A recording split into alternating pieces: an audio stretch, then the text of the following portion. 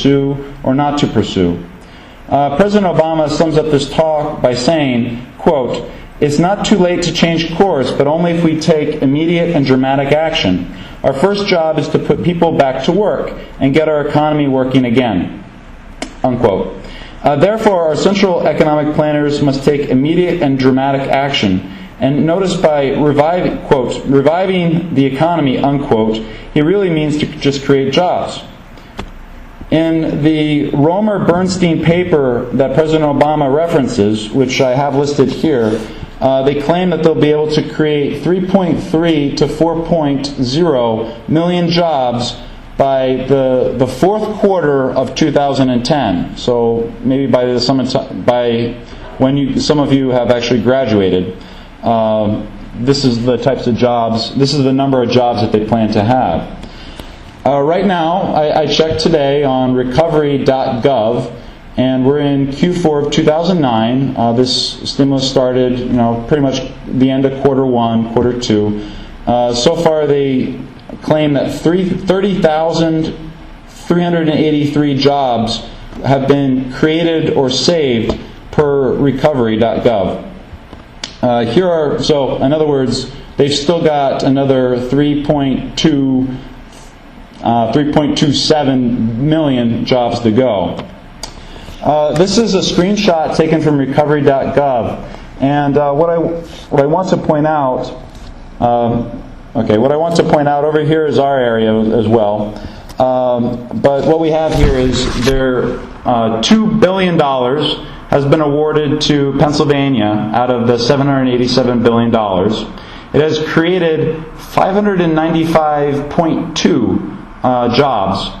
And if you notice what we have here in Allentown, we've been allotted and assigned $2.42 million, most of it to the cities of Bethlehem and Allentown.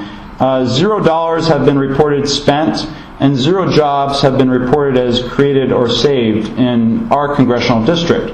Now, I want to point out something that actually when I put this slide together I didn't quite notice, but when I was looking at it later, you see like this big blob down here?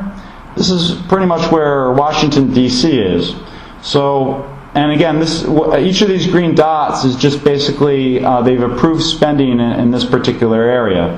So, as you can see, there's not a whole lot around in Pennsylvania, and when you get down to D.C., you have quite a few.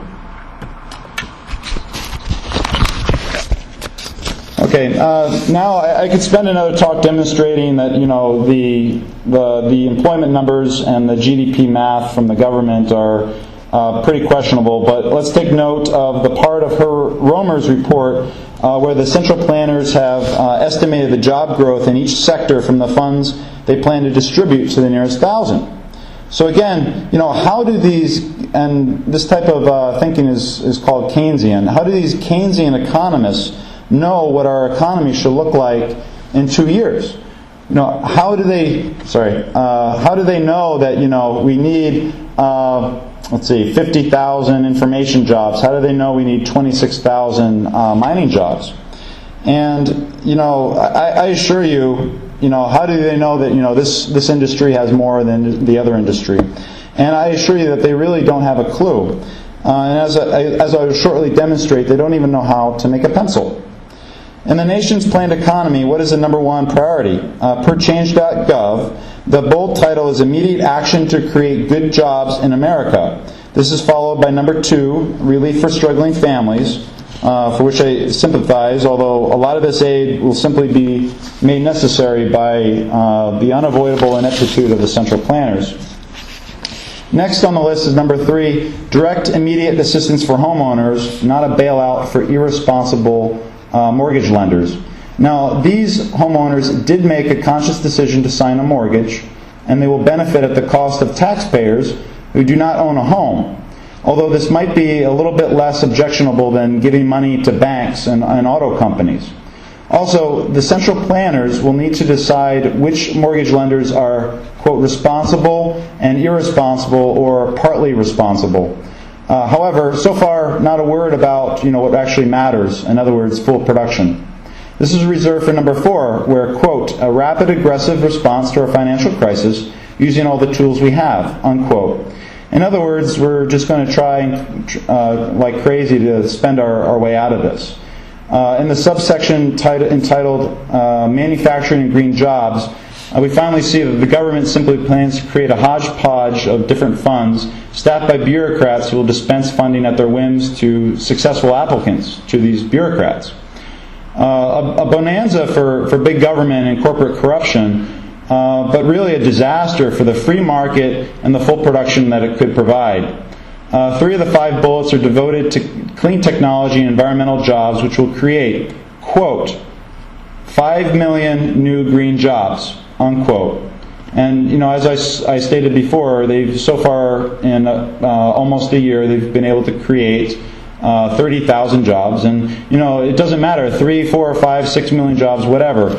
Really all these central planners need is cash, and they can churn out good, well-paying jobs better than any private company ever could, right? I mean, it's that easy. Well, just for curiosity, the price tag of $787 billion, which is really $1.1 trillion once you factor in the interest on the debt that needs to be serviced. And really strangely, in their January 2009 report, Romers and Bernstein forgot to provide a price tag, but this is probably because they could not really estimate how much pork Congress would need to actually pass it. Again, they prophesized that we'd have, again up here again, 3.6 million jobs in 2 years, and actually their margin of error was plus or minus 500,000 jobs. Whatever. But what that works out to is $214,150 per job created. Now, of course, the intent is to use some of these funds to buy capital, namely manufacturing equipment and raw material supplies. But if we do a little math, we could just cut an $80,000 check to 10 million people, and who are unemployed, and with a frugal lifestyle, they could get by for a couple of years. And actually that's the thing, and they project that the Depression will end in a couple years. But make no mistake, by focusing this Keynesian stimulus plan on creating jobs, in reality the entire $787 billion will be wasted on paying for government officials to disperse the bailout and incredible inefficiencies. In reality, as I wrote in January, the plan will likely create and sustain higher levels of unemployment right now, just like FDR's New Deal did. Let's take a look and compare with the unemployment rates from the Great Depression. Here are the unemployment rates from 1930 to 1941. You can see after 1931 we hit 16%, and it remained up near 20% for a few years and came down. And the unemployment rate, as you notice, dropped off in 1941, which was, of course, Pearl Harbor. And, the soldiers in the Army, they weren't producing goods, but they were counted as employed. So you can't really use the numbers after that period. So now let's look at today. And what we have on this chart, which is from shadowstats.com, is the government number, which is their official, what's called the U3 unemployment matrix. This is the one that you see in the papers all the time. It's about, 9.8, 9.9, kind of like, going out of business sale. It's about 10%. On the gray line on top of it is also from the government, from BLS.gov. This is called their U6 metric, which is basically their most encompassing metric for unemployment. But in reality, what the government doesn't do is they do a lot of strange things. Like, for instance, if you're out of work for a year, they just write you off as a discouraged worker and drop you off from the working pool. And that's just one of the many kind of machinations that they do. And shadowstats.com actually estimates that the unemployment rate is about 21 going on 22%. And now in reality, probably the true unemployment ratio is somewhere in this region, around 18 or 20%, but that's actually where our economy is at right now. Okay, next is a few essays since Hazlitt's work have been more beautifully expressed than the intricacies of economies in Leonard Read's essay, very short essay, it's about 5 or 6 pages, called I, Pencil, which I encourage you to read. In this essay, Leonard Read takes a simple object and tracks its production from start to end. And you may be very surprised to find that there's thousands of people that are involved in the commercial process.